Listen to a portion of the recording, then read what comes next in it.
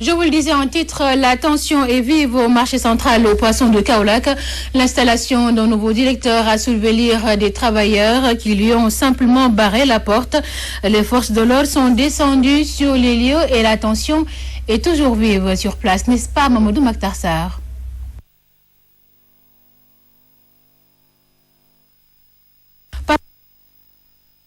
Météo célébrée aujourd'hui, mercredi 27 mars. Les Sénégalais sont sensibles aux prévisions de la météo. Si certains s'adaptent en fonction de ces prévisions, d'autres en doutent tout simplement. Voici le reportage de Moukalsoum Fall, et de Moukalsoum Li et de Pape Modou Faye.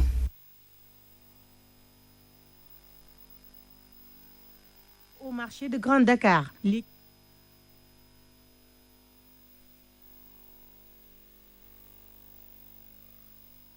bi moom dafa seet gerte bi dafa seet dugub bi dafa seet parce que loo gis. Le ngalax est cher, le mil, l'arachide, le sucre ont tous augmenté. J'avoue que je n'ai jamais reçu une aide venant de la mairie. C'est vraiment difficile. On fait le ngalax juste pour le partager avec les musulmans. dafa mel ni sarax la waaw loolu la. On le vit pas mal, mais je trouve que cette année c'est très difficile parce que tout est cher. Alors, j'implore un peu l'État pour que, dorénavant, quand il y a le ngalax, on donne les dons, comme d'habitude, un peu plus tôt. Parce que là, au dernier moment, on ne pourra pas aller sortir, revenir, voilà quoi. Tout est cher. L'arachide est cher, le mil est cher. Les commerçants, de leur côté, ne se plaignent pas, mais soulignent la flambée des produits comme l'arachide. Nous rendons grâce à Dieu. Nous les commerçants, présentement notre commerce marche. Ces dernières années, c'était vraiment difficile. Mais pour cette année-ci, nous les commerçants, nous l'avons senti. Notre commerce marche petit à petit par rapport à l'année dernière. Pour cette année, le prix de l'arachide a augmenté. Cela devient cher pour les consommateurs. Les meuniers, eux, n'ont pas encore constaté un rush du côté des clientes. Bon, nous commençons à gis clients. Li ma remarqué ci ñetti at yi affaire bi dafa dañu xaw a teggi seen tànk. Présentement, les clients viennent petit à petit, mais ce n'est pas encore. Toutes nos excuses pour cet élément qui s'improvise donc, qui s'introduise dans ce journal. Nous parlons maintenant de tout à fait autre chose. L'école sénégalaise qui est toujours en crise. Diagnostic du syndicat des inspecteurs de l'éducation du Sénégal. Ces membres très remontés contre les autorités sénégalaises ont décidé de dire leur vérité à l'État du Sénégal pour qu'il règle les problèmes auxquels ils sont confrontés. Voici Samba Diakhaté, le secrétaire général de ce syndicat, au micro d'Angèle Menti. Nous savons tous que l'école est en crise. Une crise qui a bien sûr plusieurs causes.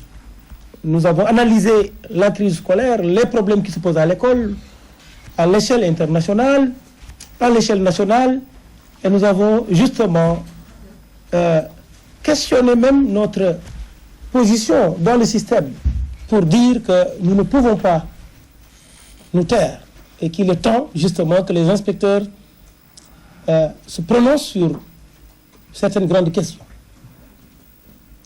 Nous comptons inscrire notre action dans la continuité parce qu'il y a eu des jalons qui ont été posés. Mais je dis qu'aujourd'hui, le syndicat a pu, à travers le renouvellement fait, justement se convaincre qu'il s'agit maintenant de s'attaquer à certains grands dossiers pour justement requalifier l'école à travers la position que nous occupons dans ce système et pour faire en sorte que cette école soit une école sénégalaise, une école de la communauté, mais également une école qui est basée sur des principes de justice sociale et d'équité. Cela doit aller, bien sûr, avec un ensemble de mesures que nous attendons du gouvernement depuis maintenant assez longtemps. Mais nous avons déjà trop patienté. Voilà 2 mois que nous attendons d'être reçus en audience par notre ministre en tant que syndicat de cadres. Ceci n'est pas normal. Nous l'avons dit, comme également le Congrès a vraiment regretté le niveau de représentation. Il est temps, justement, si nous voulons que ce système aille sur des rails très sûrs, sur une voie très sûre, il est temps, justement, que les experts, les cadres de ce système soient quand même considérés et qu'ils soient valorisés à l'image des autres fonctionnaires de la hiérarchie A1. Les explications de Samba Diakhaté, il est le secrétaire général du syndicat des inspecteurs de l'éducation du Sénégal. Reparlons de cette journée nationale de la météo célébrée aujourd'hui au Sénégal. Les Sénégalais sont-ils sensibles au bulletin de la météo? Certains donc apprécient ces prévisions de la météo et s'adaptent en fonction, tandis que d'autres en doutent tout simplement. C'est un reportage signé Ounoukal Soumli, Pape Moudou Faye.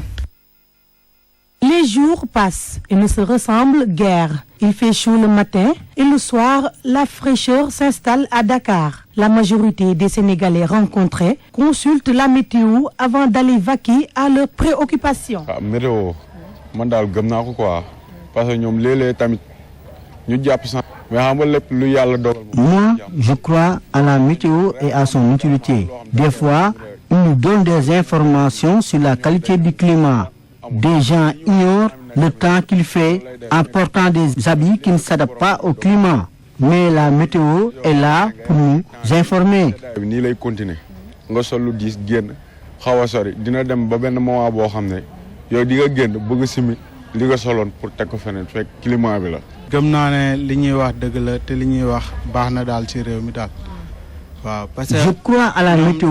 Cette dernière nous informe des températures de la journée et du climat. wala ñu xëy ne day tàng mu tàng wala ñu xëy ne du tàng mu xëy tàng. dama koy faral di déglu di seetaan. Ce passionné de la météo invite surtout les pêcheurs à consulter davantage la météo pour éviter les catastrophes en mer. Moi, je suis au port. Quand on me dit qu'à telle heure la mer sera agitée, et à vue d'œil, tu vois à l'heure, la mer sera agitée.